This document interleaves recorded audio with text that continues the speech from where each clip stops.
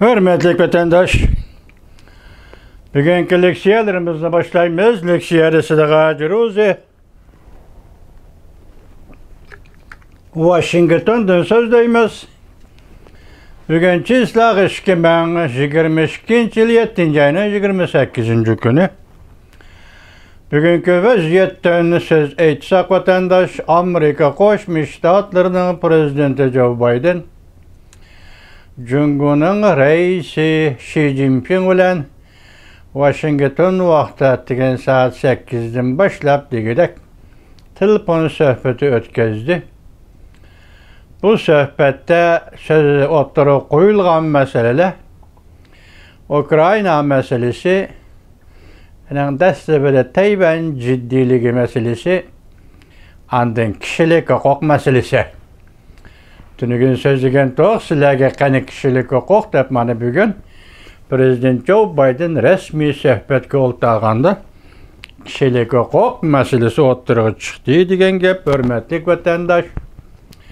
Şu münasebet bilen tuyuksuzdu bugün Angliya taraftan ispatlangan yoki yetip kelgen iki parça haber. Amerika Ovozi radiosu e'lon qilindi. Onun bir parçasındaki bir cümle sözünü sizge vaziyette peytip berey. Hazır.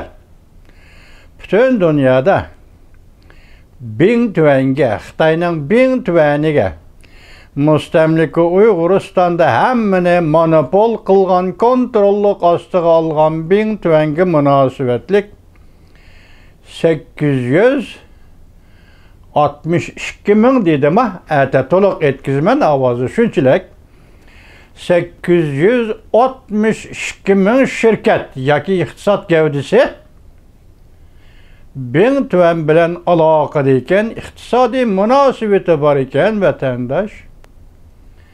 Bu demak bin tuvan mustamlika Uyg'uristonda yo'lga qo'yib ijro qilayotgan majburiy emgakka chetishlik degan gap vatandoshim.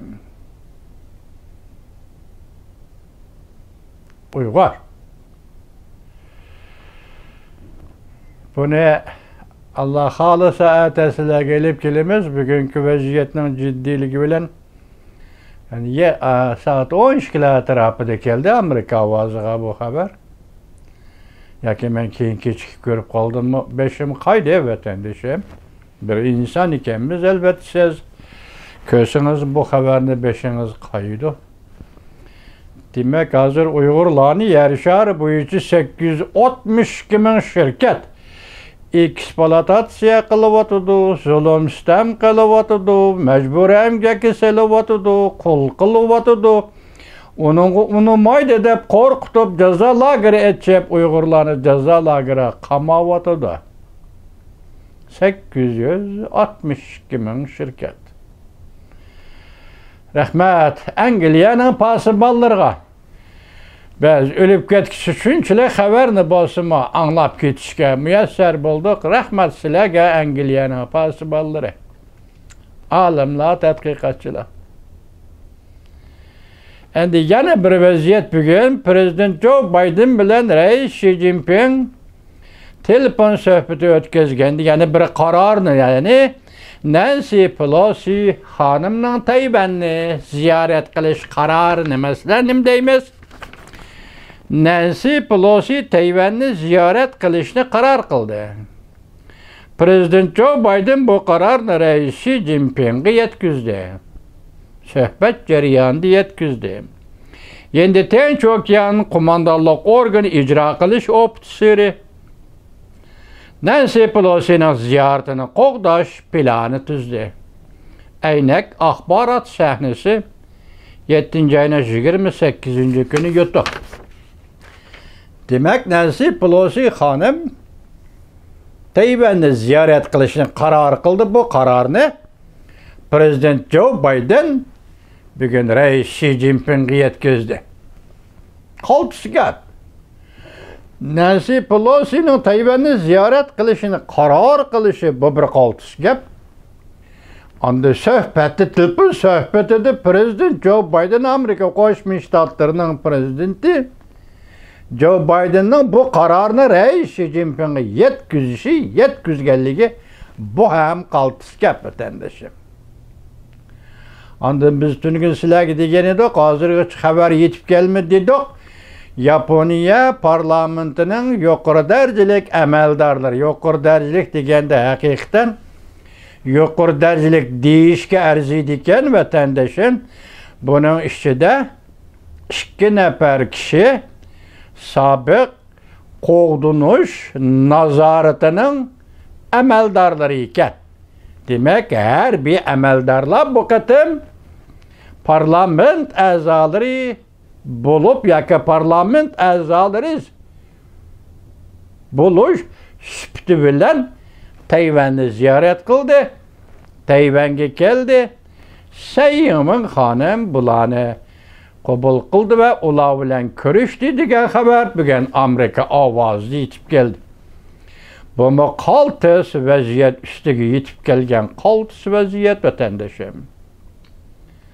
Hozir biz mushularga munosabatli holda vatandoshlarga tuvanda leksiya so'zlaymiz. Tuvanda leksiya so'zlaymiz vatandoshlarım.